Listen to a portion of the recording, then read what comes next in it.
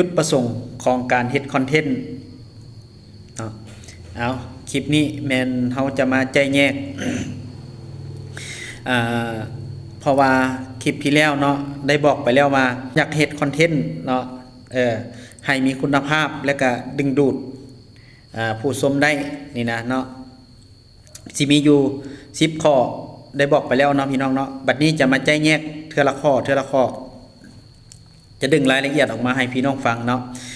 มื้อนี้จะมาเว้าเรื่องข้อที่1เนาะ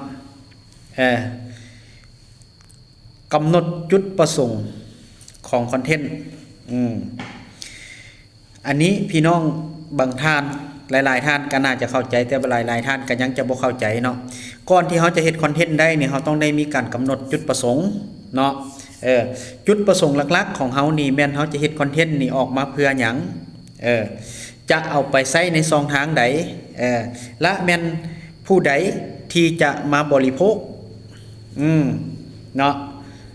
จุดประสงค์ของการเฮ็ดคอนเทนต์ของเขานี่เพื่ออยู่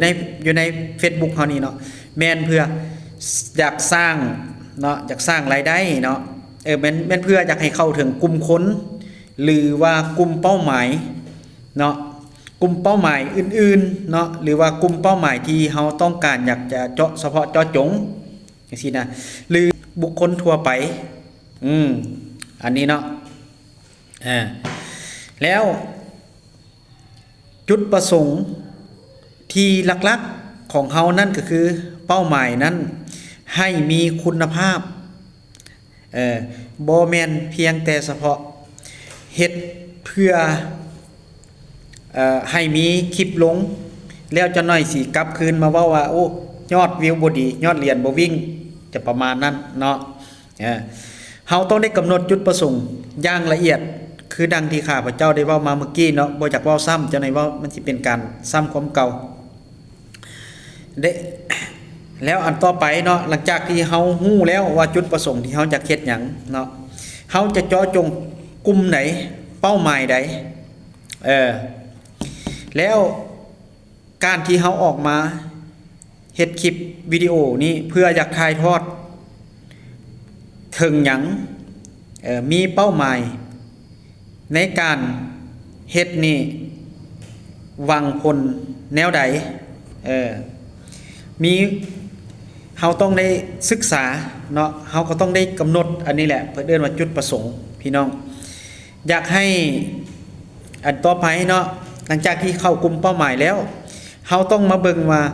เนื้อหาสาระเนาะของคอนเทนต์นี่นะ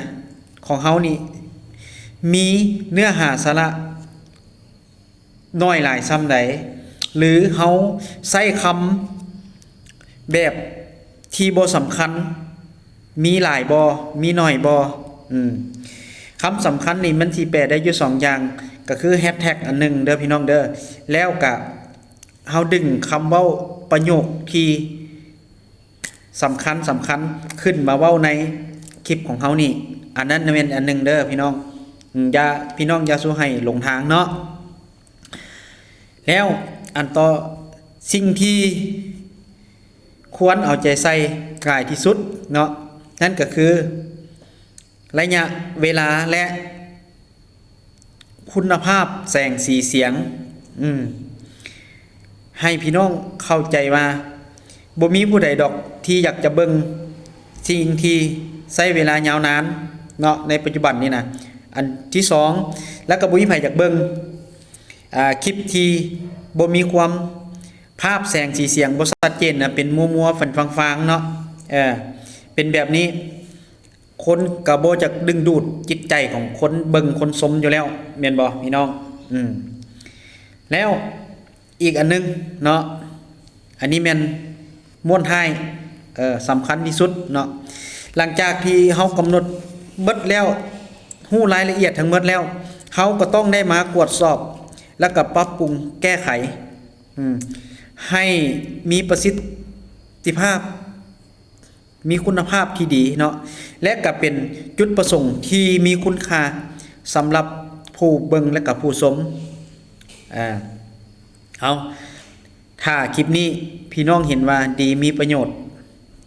ให้กดไลค์กดแชร์คอมเมนต์เข้ามาเพื่อนำไปปรับปรุงแก้ไขในพี่น้องเด้อสำหรับคลิปนี้ขอขอบใจ